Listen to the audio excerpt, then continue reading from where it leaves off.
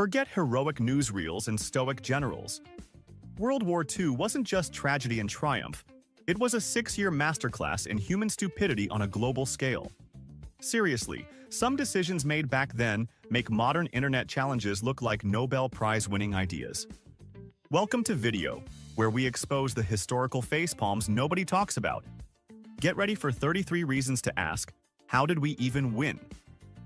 Let's dissect the dumbness. 1. Let's start with something truly organic. Britain's Special Operations Executive, the SOE. Basically, James Bond's weird cousins who preferred gadgets made of literal crap. Developed explosives disguised as horse manure. The tactical brilliance? Nobody questions a random pile of dung near a checkpoint or along a supply route. Imagine the rigorous testing phase. Jenkins rate the authenticity of this explosive equine dropping on a scale of 1 to steaming fresh. The plan involved agents casually dropping these manure mines. Thankfully for everyone involved, especially the agents tasked with handling them, Operation Brown Surprise, a name I just invented but it fits, never saw mass deployment. Probably logistical issues, or maybe just the sheer, overwhelming ick factor finally dawned on high command. 2. Forget bombers. Japan had paper balloons. Yes, thousands of Fugo balloons, crafted from mulberry paper and filled with hydrogen, were launched carrying incendiary and anti-personnel bombs. The genius plan relied entirely on the jet stream to carry these flimsy contraptions over 5,000 miles across the Pacific to set American forests ablaze and terrify the populace. It's like trying to win the war by playing the world's most dangerous game of atmospheric lottery. Most predictably, vanished into the ocean. A few reached North America, tragically causing fatalities in Oregon, but as a strategic weapon? It was an expensive, ineffective, paper-thin dream that mostly just fed the fishes and baffled meteorologists. 3. The British Secret Service, clearly operating on a different level of reality, seriously contemplated a plan to chemically feminize Adolf Hitler. The idea wasn't assassination, but alteration. Sneak estrogen into his food. They genuinely theorized that making the Führer biologically more female might curb his notorious aggression, perhaps make him more inclined towards diplomacy, or at the very least, give him a higher singing voice for those intense speeches. Putting aside the monumental challenge of tampering with the diet of the world's most paranoid dictator, the entire concept rested on a profoundly bizarre and scientifically dubious understanding of hormones and personality. Would a slightly more estrogen-fueled Hitler have just called it all off? 4. Not wanting to be outdone in the weaponizing bewildered animals category, the United States poured resources into Project X-Ray, the bat bomb. This wasn't a comic book gadget, it was a real military project. The plan: strap tiny, custom-made napalm bombs with timers onto millions of Mexican free-tailed bats. Chill the bats into hibernation, load them into special canisters, drop these canisters over Japanese cities at dawn. As the bats warmed up, they'd fly off to roost in the eaves of Japan's primarily wooden buildings, and then ignite, causing widespread chaos and fire. Testing proved the concept, by having the armed bats escape mid-trial and promptly burn the American test facility to the ground. A fiery, furry nope from Mother Nature herself. 5. Nazi Germany's Lebensborn program wasn't just morally repugnant, it was scientifically idiotic. Spearheaded by Heinrich Himmler, the SS set up special homes where women deemed racially pure were encouraged, or forced, to bear children with SS officers. They genuinely thought they could selectively breed a master race of perfect Aryans like they were creating a new line of show dogs. This completely ignored the overwhelming influence of environment, culture, education, and the sheer complexity of human genetics beyond superficial traits like blonde hair and blue eyes. It was a grotesque fantasy built on hate and pseudoscience, doomed to fail from its inception. 6. The Soviet Union's tragic attempt at canine warfare involved anti-tank dogs. Trained, often through starvation, to associate food with the area underneath tanks, these dogs were strapped with explosives designed to detonate upon contact with the tank's hull. A horrifying concept made infinitely worse by a catastrophic training blunder. They primarily used familiar Soviet tanks for training. In the terrifying chaos of a real battle, confronted by loud, unfamiliar German panzers, the dogs frequently defaulted to what they knew, running towards the scent and shape of friendly Soviet tanks, resulting in devastating self-inflicted losses. A desperate, brutal tactic undone by profoundly dumb execution. 7. Need to quickly tell a friendly plane from an enemy plane zooming towards you at 300 miles per hour? The US military's answer? Playing cards. Special decks were printed featuring the silhouettes of various Axis and Allied aircraft. While perhaps a marginally useful memorization tool during downtime, imagine trying to consult your deck during a frantic dogfight. Hold on, Luftwaffe Ace? Is that the Messerschmitt Bf 109 on the Queen of Hearts? Or the Focke-Wulf 190 on the Jack of Clubs? Let me just shuffle through. Seems slightly less effective than rigorous training and immediate visual recognition under extreme stress. 8. The Germans, sometimes masters of deception, built an incredibly elaborate decoy airfield in Holland out of wood. Wooden planes, wooden hangars, even wooden trucks, all designed to fool Allied reconnaissance and lure bombers away from real targets. British intelligence, however, wasn't fooled for a second. Their response wasn't to bomb it repeatedly, but to deliver the ultimate insult.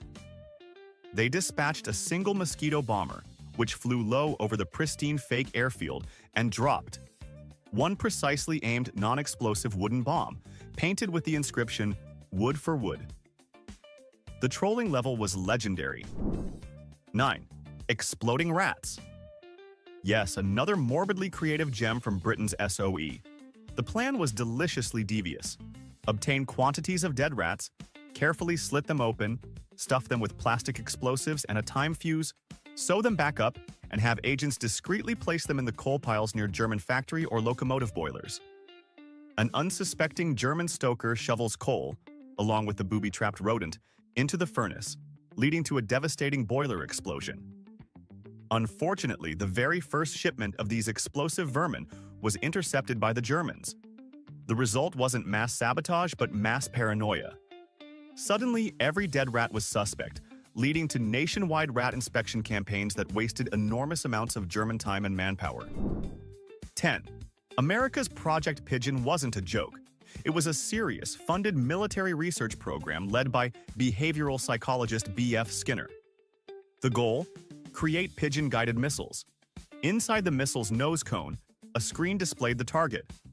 Pigeons, trained through operant conditioning, getting food rewards, would peck at the screen to keep the target centered, their pecks physically adjusting the missile's fins. Astonishingly, tests showed the pigeons could perform the task with remarkable accuracy.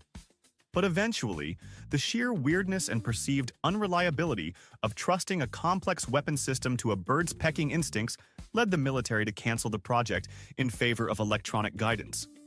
Sanity pecked its way through eventually. 11. As the war progressed and vital metals became scarce, Nazi Germany made a pragmatic yet symbolic switch, minting coins from zinc. While saving copper and nickel, zinc proved a terrible choice for currency.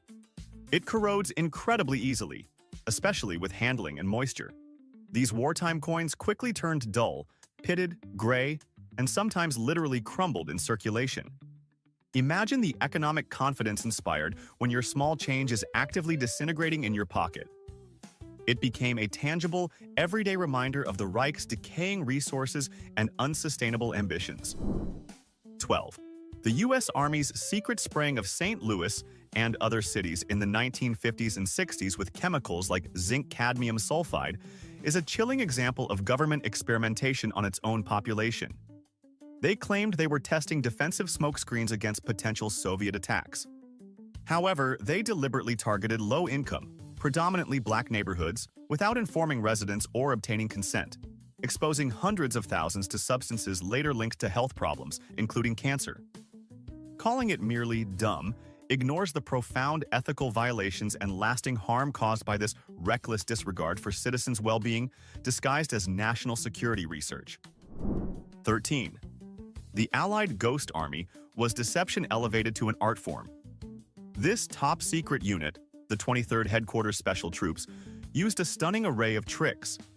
Hundreds of inflatable rubber tanks, trucks, and artillery pieces. powerful sound systems blasting recordings of troop movements and construction noise for miles. Fake radio networks broadcasting misleading traffic. Even actors dressed as generals making phony inspections.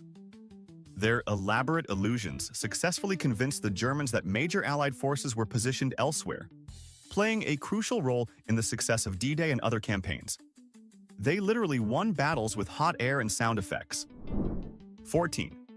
Rudolf Hess, Hitler's deputy Führer, undertook one of history's most bizarre solo missions. In May 1941, apparently convinced he could personally negotiate peace, he secretly piloted a Messerschmitt Bf 110 fighter by himself from Germany to Scotland.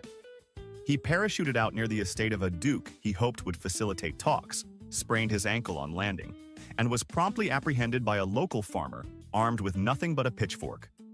Hitler furiously denounced him as delusional. The British were utterly bewildered and simply imprisoned him for life.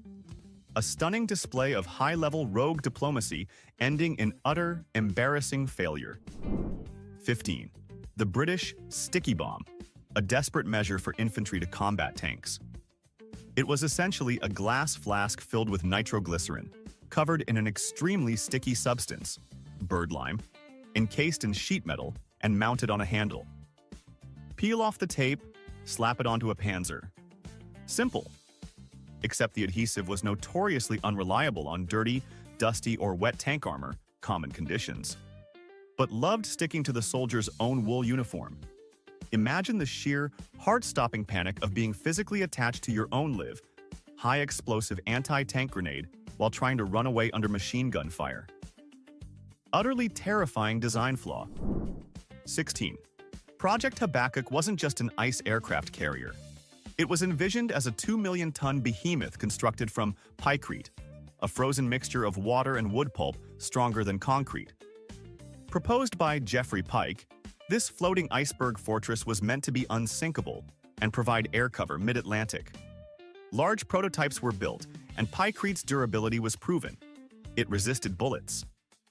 The project ultimately melted away when engineers realized the immense scale and energy required for the refrigeration system needed to keep such a colossal ice structure from thawing in the relatively warm Atlantic would cost more in steel and resources than building several conventional carriers. Thermodynamics put this cool idea on ice permanently. 17. Beyond its horrific human experiments, Japan's infamous Unit 731 explored some truly bizarre biological warfare delivery methods. One particularly outlandish concept involved packing plague-infected fleas into specialized ceramic bombs. These bombs were designed to shatter upon impact, releasing the infected fleas over enemy populations or agricultural areas. Leaving aside the monstrous ethics, the sheer logistical complexity of breeding, infecting, storing, transporting, and effectively deploying millions of tiny, fragile insects via aerial bombardment highlights a level of desperate, almost cartoonishly evil innovation combined with questionable strategic practicality. Weaponized itching on an industrial scale. 18.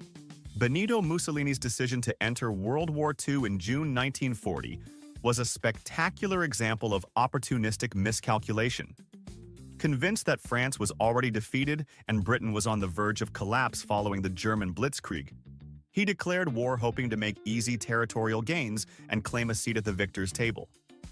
However, the Italian military was woefully unprepared for a major conflict, plagued by outdated equipment, poor training, inefficient logistics, and questionable leadership. This resulted in immediate and embarrassing setbacks in Greece, North Africa, and elsewhere, requiring costly German intervention and ultimately turning Italy from a potential partner into a significant burden for the Axis. 19. Hitler's late-war obsession with futuristic Wunderwaffen, wonder weapons, ultimately proved strategically idiotic.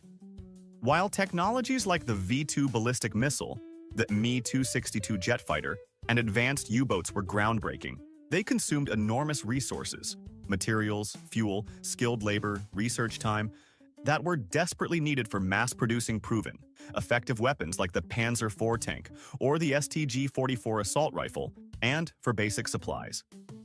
These wonder weapons arrived too late, in too few numbers, and were often mechanically unreliable, having minimal impact on the war's outcome while significantly weakening Germany's overall conventional fighting ability.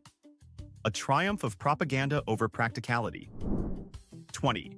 The American OSS, embracing the truly bizarre, developed a stink bomb codenamed Who Me. This wasn't about causing damage, but pure psychological humiliation. Encased in a small pocket atomizer, it contained a chemical compound that produced an incredibly potent and lingering smell strongly resembling human feces. The intended tactic was for agents to covertly spray it on German officers in public places, hoping the resulting extreme social embarrassment and ridicule would shatter their morale and undermine their authority. The sheer pettiness and juvenile nature of this officially sanctioned weapon is truly something to behold. 21. During the height of the Battle of Britain invasion scare in 1940, the British government issued public guidance on dealing with potential German paratroopers. Alongside sensible advice was the astonishingly polite suggestion: treat them firmly but kindly. Offer them tea if you have any. This perfectly encapsulates the famous British stiff upper lip and obsession with propriety, even in the face of armed invasion. The image of confronting heavily armed Fallschirmjäger with a request to pop the kettle on is the pinnacle of surreal, wartime absurdity. One wonders if sugar was also recommended. 22. Operation Bernhard was Nazi Germany's ambitious plan to destabilize the British economy by flooding it with expertly forged currency. Using highly skilled Jewish printers forced into labor in Sachsenhausen concentration camp, they produced millions of pounds sterling in counterfeit banknotes so perfect they could fool even bank tellers. The execution of the forgery was brilliant. The distribution plan? Dumb. They struggled to find a way to introduce the massive volume of fake cash into circulation effectively and subtly enough to cause hyperinflation without immediately being detected. Much of it was never used and ended up dumped in Austrian lakes after the war. 23. Resourceful American GIs discovered an unconventional but highly effective use for standard-issue condoms, protecting their rifle barrels.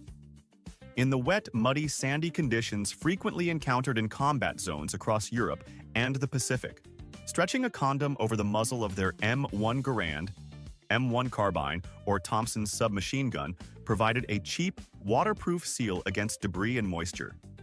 This simple field hack prevented dangerous barrel obstructions and ensured weapons functioned reliably when needed most.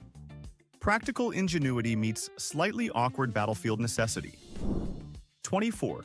While the Allies were splitting atoms, key figures in the Nazi regime, notably SS leader Heinrich Himmler, were deeply invested in bizarre occultism and pseudoscience. The SS Ahnenerbe Institute wasted significant resources funding expeditions to Tibet, searching for mythical Aryan ancestors, investigating hollow Earth theories, consulting astrologers, and pursuing fringe ideas like world ice theory.